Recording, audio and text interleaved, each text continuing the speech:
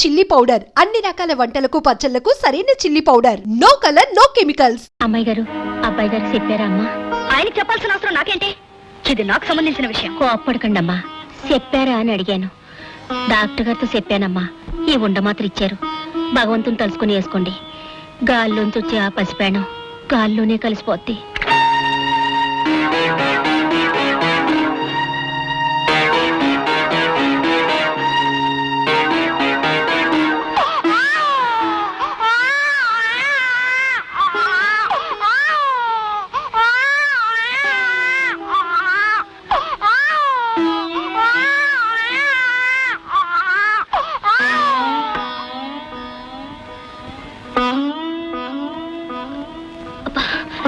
కడుపులో తిప్పుతున్నట్టుంది. కడుపులో ఆ చీకట్లో సహలేక ఆ పసోడి ప్రాణం కొట్టుకుంటుంటే తల్లికి నీ కడుపు తిప్పకపోతే ఇంకెవరికి తిప్పుతాదమ్మా? పర్వాలేదమ్మా. ఆ పసి ప్రాణం కళ్ళు మూసాక నీ కళ్ళకు కునుకు పడుతుంది.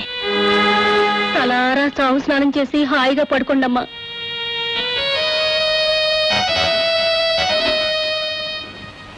ఏమిటి నువ్వు చెప్పేది? మీకు చెప్పాల్సిన అవసరం లేదనుకోండి. అడిగారు కనుక చెప్తున్నాను. నేను అబార్షన్ చేయించుకున్నాను. ఎందుకు చేసావా పని? ఎందుకు చెయ్యకూడదా పని? రాణి, పసిపిల్లలంటే నాకెంత ఇష్టమో నీకు తెలుసు.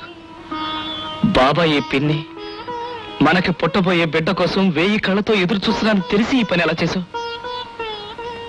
మానవత్వం మర్చిపోయావు సరే, మాతృత్వాన్ని కూడా మర్చిపోవడానికి నీకు మనసులో ఒప్పింది? తల్లిని కాబోతున్నందుకు మీకంటే నేను ఎక్కువ సంతోషించాను. కానీ బిడ్డ పుట్టాక ఆ బిడ్డతో మీ తండ్రి కాఫీ హోటల్లో కప్పులు తీశాడని చెప్పనా? అబద్ధాలతో కోటలు కట్టి అడుగు తింటానికి కూడా సిద్ధపడతాడని చెప్పనా? నా బిడ్డను చెప్పుకున్నది నేనే అయినా ఆ బిడ్డ చావు కారణం మాత్రం మీరే. ఈ సమాజంలో కోటీశ్వరులు మాత్రమే బ్రతుకుతున్నారా? బంగారు పళ్ళాలు ఉన్న వాళ్ళు మాత్రం ఆనందింటున్నారా? కోటీశ్వరులకి కోటలు కట్టే వాళ్ళకే కాదు పిల్లలు, కూలి వాళ్ళు కూటికి లేని వాళ్ళు కూడా కంటున్నారు పిల్లల్ని. పిల్లల్ని కంటానికి అర్హత ఐశ్వర్యం కాదు, ఆప్యాయత, అనురాగం.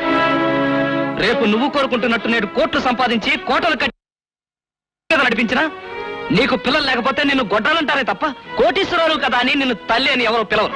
ఎవరన్నా అనకపోయినా నాకు అనవసరం. నా మనుషులు నా పద్ధతి ప్రకారమే ఉండాలి. నీ పద్ధతి ఒక్కటే గొప్పది కాదు. ప్రతి మనిషికి ఓ పద్ధతి ఉంటుంది. అబద్ధాలు చెప్పి మోసం చేయడమేనా మీ పద్ధతి? అబద్ధాలు చెప్పినా గంజి తాగుతూ అభిమానంగా బ్రతకడమే నా పద్ధతి. అలాంటి మనుషులతో గంజి తాగి బ్రతకాల్సిన కర్మ నాకేం పట్టలేదు. బ్రతుకే కర్మ నువ్వనుకుంటే నీతో మాట్లాడే ఆఖరి మాట ఇదే. ఏమిట్రా స్వర్గం కొట్టేసి నరకం అని రాసావు? స్వర్గాన్ని అనుకోకపోయినా నరకాన్ని అనుభవించాను కాబట్టి నీ ఫామ్లోనే కరెక్ట్ రా. అవునరా, నువ్వేంటిలా వచ్చావు? ఇంటికంటే స్టేషనే పదిలో అనిపించి నా ఫార్ములా నా జీవితంలో పనికిరాలేకపోయిందిరా. రే, ఆ రోజు మనం స్టేషన్కి రావటం, మాస్టర్ గారితో అబద్ధాలు ఆడటం, మాస్టర్ గారు మనల్ని కేకలేయటం ఎంత సరదాగా ఉండేదిరా. ఇంతవరకు జరిగిందంతా కలగా మనం స్టేషన్కి రావడం ఈ రోజే మొదటి రోజు అయితే ఏ బాధ లేకుండా హాయిగా ఆనందంగా ఇక్కడే ఉండిపోవచ్చు కదరా. ఎలా ఉంటారు? స్టేషన్ ఉన్నది రైలు ప్రయాణికుల కోసం కానీ మీలాగా అలసిపోయిన ఆగిపోయిన బాటసార్లకు మాత్రం కాదు. అది కాదు మాస్టారు, ఎందుకో సడన్ గా మేము ఉండి వెళ్ళిపోయిన స్టేషన్ రూమ్ చూడాలనిపించింది, అందుకొచ్చాం.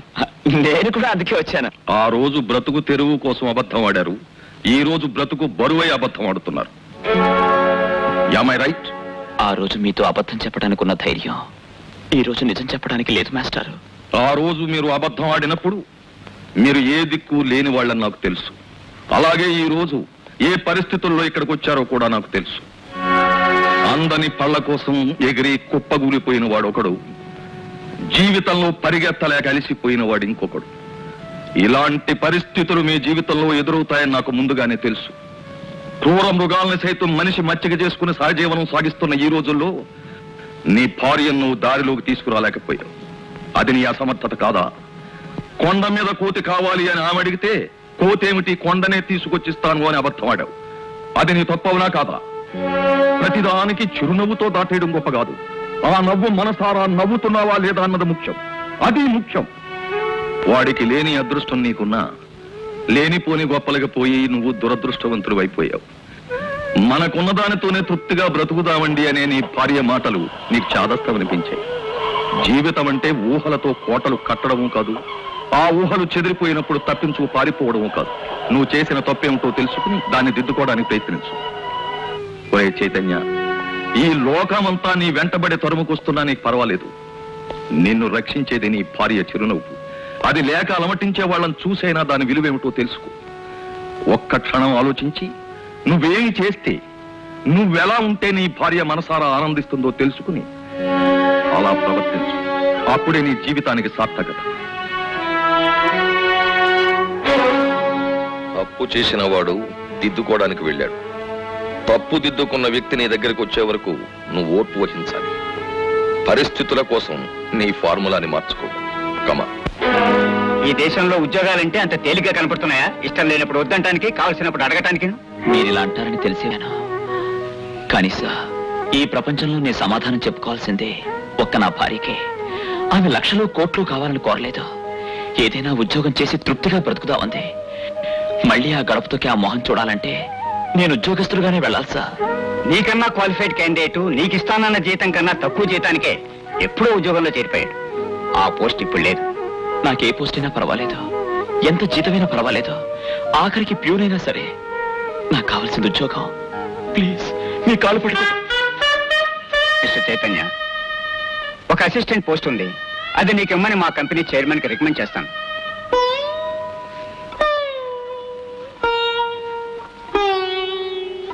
పుష్ప,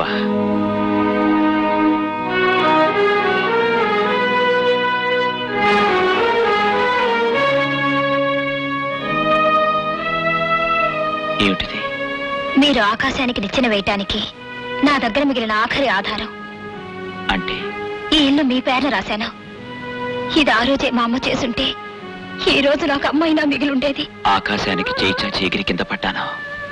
కర్రకాలు గుర్రానికి కళ్ళెం వేసి సమాజంలో నవ్వుల పాలయ్యాను. సంతృప్తిని మించిన సంపద లేదని తెలుసుకొచ్చాను. నాకిక ఆస్తులు, అంతస్తులు, ఎండమావి కోసం పరుగులు అవసరం లేదు. నేను ఉద్యోగంలో చేరాను. అవును, అపాయింట్మెంట్ ఆర్డర్ తీసుకుని నీ ముందుకొచ్చాను. ఏమండి, మీరుగా నాకు దక్కారు. ఇంకా నాకు ఈ ఆస్తి లేకపోయినా పర్వాలేదు. ఈ ఇల్లు అమ్మి మీ బాకీలన్నీ తీర్చేయండి. ఏం అక్కర్లేదు. కష్టపడిన దాంతో వచ్చే కలోగంజ పంచుకుంటాను. ఆ సంపాదనతోనే నా తప్పును దిద్దుకుంటాను.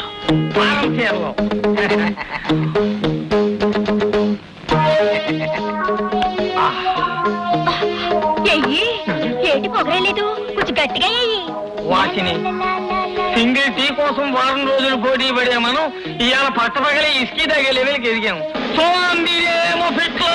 బాగా చెప్పారు, చాలా బాగా చెప్పారు. ఎవరండి మీరు? ఏం కావాలి? ఇక్కడ భవానీ, శంకర, రామలోహియ, తిలక్, హిట్లర్ ఎవరు? మేమే. మీ పేరు? చెంగిజ్ ఖాన్. చెంగీజ్ ఖానా? అంటే హిట్లర్ కన్నా గొప్పవాడు అన్నమాట. హిట్లరు కన్నా, ముసోలిని కన్నా, చాణుక్యుడు కన్నా, ఔరంగజేబు కన్నా గొప్పవాడు. అయితే నమస్కారం. ఇక్కడ దెబ్బల సుబ్బమ్మ, గండ బేరున్నం కవి ఉండాలట. ఆ? ఇంతకీ మీరెందుకు వచ్చారు? ప్రపంచ దేశాలన్నింటిలోనూ చలామణి అయ్యే కరెన్సీని అచ్చుగుద్దించడానికి కాంట్రాక్ట్ తీసుకున్నాను. మీకు ₹1,00,00,000 ఇస్తాను. మీ ప్రెస్ లో అచ్చుగుద్దుతారా?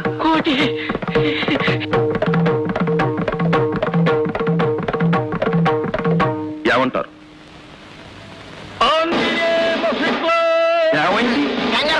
మా గురువు గారికి ఆవేశం వచ్చినప్పుడు హిట్లర్ పోతూ ఉంటాడు. నా అలాగే అన్నమాట. మీకేటండి? నాకు ఆవేశం వచ్చినప్పుడు ఆంజనేయ స్వామి పొంతాడు. అప్పుడు అంతా అంటించేస్తాడు. దిగిపోయాడు, హిట్లర్ దిగిపోయాడు. చూడండి, మీరు మాకు కోటి ఇవ్వనక్కర్లేదు. అచ్చు వేసినందుకు మీరు మాకు పార్ట్నర్షిప్ ఇవ్వండి. పార్ట్నర్షిప్ ఇచ్చినందుకు మేము మీకు అచ్చు వేసి పెడతాం. రిస్క్ మాది, రిజల్ట్ మీది. ఏమంటారు? హిట్లర్ గారు, పార్ట్నర్షిప్ కుదరదండి. ఎందుకంటే ₹1,00,00,000 సంబంధించిన విషయం. కావాలంటే ఆ కోటి మీద 10 లక్షలు ఎక్కువ ఇస్తాను. ప్రింట్ చేయండి. మీ యదోపనులు చేయడంలో చాలా రాడు తెలిపోయిన వాళ్ళవండి. అసలు ఈ పెస్ ఎలా కొన్నా అనుకుంటున్నారు? ఒకని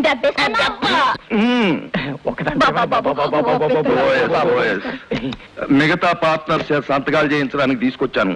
సంతకం చేయండి.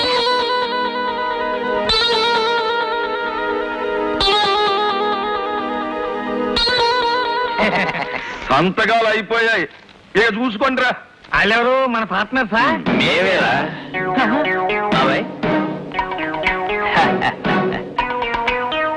ఏంట్రా, నన్ను మోసం చేసి కొత్త ప్రెస్ కొంటావా? అవును, నువ్వు పాత ప్రెస్ కొనుక్కున్నావు, నేను కొత్త ప్రెస్ కొనుక్కున్నాను. నీ రక్తంతో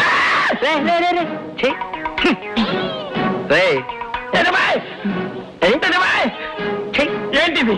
ఏంటి మోసం? నీ మోసాన్ని బయట పెట్టడానికి వచ్చాం. ఇప్పుడు నువ్వు సంతకం చేసిన కాగితాలు వీళ్ళ అప్పుల వాళ్ళకి నువ్వు రాసిన కాగితాలు. మోసం మోసం. హిట్లర్ వీళ్ళు పోలీస్ స్టేషన్ లో పారాయి. హిట్లర్ చూసారా అయ్యగారు, ఒక రైలు పట్టాలు తప్పితే ఎన్ని బళ్ళు ఆగిపోయాయో. ఏ రైలు ఆగిపోయినా మనదే బాధ్యతరా. 99 డౌన్ సంగతి అయిపోయింది, ఇక 53 సంగతి ఆలోచించాలి. ఏం తీసుకున్నారు?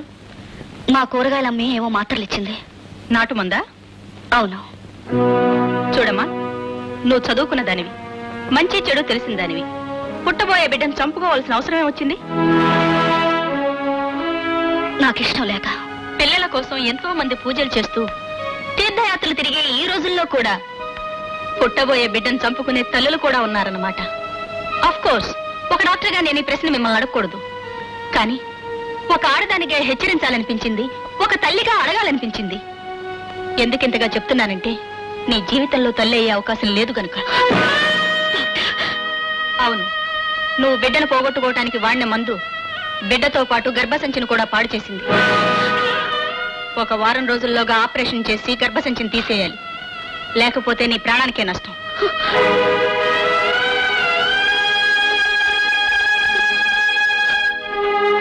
ప్రపంచంలో ఏ ఆడదైనా తల్లిని కావాలి అని తప్పిస్తుంది, తల్లి అయ్యాక తరిస్తుంది. నువ్వు ఆ మహత్తరమైన స్త్రీ ధర్మాన్నే మార్చివేశావు. ఆడది గుడ్రాలుగా విర్రవేగడమే గొప్ప అనుకునే నీలాంటి ఆడదాన్ని చూసి ఏ ఆడదైనా సిగ్గుపడుతుంది. నీకు అంతస్తులు కావాలి, ఆత్మీయత అక్కర్లేదు. హోదాలు దజ్జాలు కావాలి, భర్త అక్కర్లేదు, బిడ్డ అక్కర్లేదు, కాపురం అక్కర్లేదు. నువ్వు కోరుకుంటున్నట్టు రేపు రామారావు కోట్లాది రూపాయలు సంపాదించి నీ ముందు గుమ్మరించాడే అనుకో, అతను ముచ్చటపడే బిడ్డను ఈ జీవితంలో నువ్వు ఇవ్వగలవా? ఆ కోట్లు నిన్ను తల్లిని చేయగలవా? శ్రీకృష్ణుడు తల్లి దేవకి తనకు పుట్టిన ప్రతి బిడ్డను తన కంటి ముందే కంసుడు నరికేస్తాడు అని తెలిసి కూడా 8 గర్భాలు ధరించింది. తన సంతానాన్ని తన కంటి ముందే నరికేసే కిరాతకాన్ని చూసి ఆ తల్లి పూర్ణ ఘోషించింది. ఆ తల్లి కన్నీరే ఈ దేశంలో నదులై ప్రవహిస్తున్నాయని చెప్పినా తప్పులేదు. అన్యాయాన్ని రూపుమాపడానికి ఒక దేవుడు పుట్టినా, అధర్మాన్ని కాలరాయడానికి ఒక మహాత్ముడు పుట్టినా, అది స్త్రీమూర్తి సహనం. తల్లి కన్నీరే ఈ దేశంలో నదులై ప్రవహిస్తున్నాయని చెప్పినా తప్పులేదు. అన్యాయాన్ని రూపుమాపడానికి ఒక దేవుడు పుట్టినా, అధర్మాన్ని కాలరాయడానికి ఒక మహాత్ముడు పుట్టినా, అది స్త్రీమూర్తి సహనం. కన్న తల్లి కడుపు చలవ. మరి తల్లిగా నువ్వు చేసిన పని, భర్తకు డబ్బు లేదని ఒక్క బిడ్డను కూడా మోయలేక చంపేసుకున్న తల్లి. నీలాంటి పాపిష్టి తల్లుల్ని ఎంతమందిని భూమాత మొయ్యాలి? ఎన్నిసార్లు తన గుండెలు బద్దలు చేసుకోవాలి?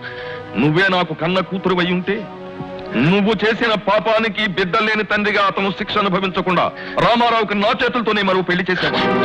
అవును, స్టేషన్ మాస్టర్ గా మాట్లాడుతున్నాను. నేను సిగ్నల్ ఇచ్చిన రైలు క్షేమంగా గమ్యం చేరాలి అని కోరుకుంటాను. అలాగే నేను దారి చూపించిన మీ జీవితాలు కూడా సవ్యంగా గమ్యం చేరాలి అని తాపత్రయపడతాను. నేను ఇక్కడికి చెప్పడానికి వచ్చింది, వెళ్లే ముందు చెప్పేది ఒక్కటే. ఈ రోజు నుంచి రామారావు తన జీవితం గురించి ఏ నిర్ణయం తీసుకోవడానికైనా అతనికి హక్కు ఉంది. అతను ఏమి చేసినా అడిగే హక్కు మాత్రం నీకు లేదు. గుర్తుంచుకో.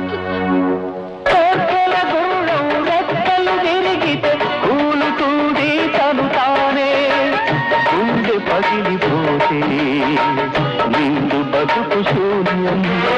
ఎండమావిలోనా నీకందదు గమ్యం.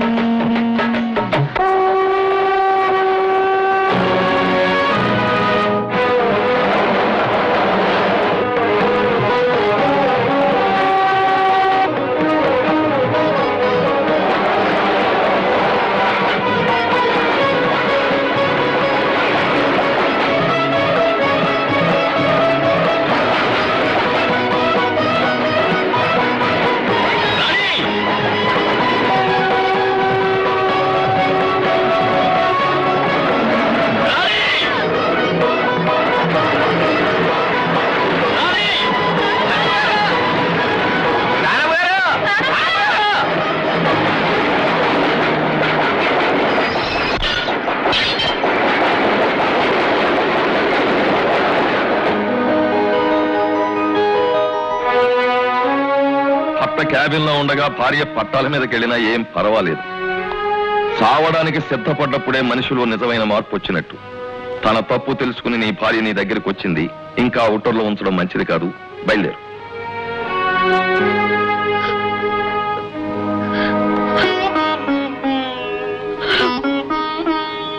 పిచ్చిదా, మనకు పిల్లలు లేరని ఎవరు అడుగుతారే? నేను నీ పిల్లని కదా. ఏమిట్రా నువ్వు చెప్పేది? బిడ్డలు లేని జీవితం కూడా ఓ జీవితం వినటావా? పోనీలు ఏం సర్దుకుపోతున్నావు గానీ నీకు మాత్రం పిల్లలు లేరని బాధ లేదు. అందుకే నాకు పుట్టబోయే మనవడు గురించి మీరెవరూ పట్టించుకోకపోయినా నేను దక్కించుకున్నాను. నేను నీకు ఇచ్చిన మాత్రం ఉట్టి మాత్రలే, తల్లికి బిడ్డకి ఏ హాని చెయ్యవు. అలా డాక్టర్ చేత అబద్ధం చెప్పించింది కూడా నేనే. నీ బిడ్డ నీ కడుపులో సురక్షితంగా పెరుగుతున్నాడమ్మా. బిడ్డ విలువేమిటో తల్లికి తెలియజెప్పాలని ఆ నాటకం అంతా నేనే ఆడాను.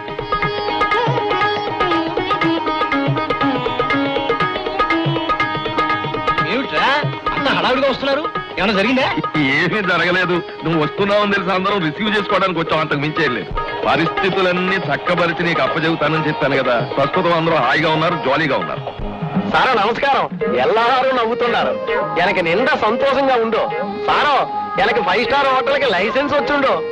అంత సింబల్ ఎంత తెలియవా? చెరుపు. మీనా, అన్ని విషయాలు తెలియగాని నీ చెప్పు సూత్రం ఇంకా తేలేదు. అసలు రాష్ట్రం ఏంటో చెప్తావా? ఏమీ లేదు సారో. ఇక్కడికి వరదకి మున్నాలా పని లేకుండా తిరుగుతున్నానని మా తాతవాడు నేను ఉంచుకున్న దాని ముందు పాత చెప్పుతో కొట్టాడు. దానితో నాకు పౌరుషం వచ్చి ఆంధ్ర నాటుకు వచ్చేశా.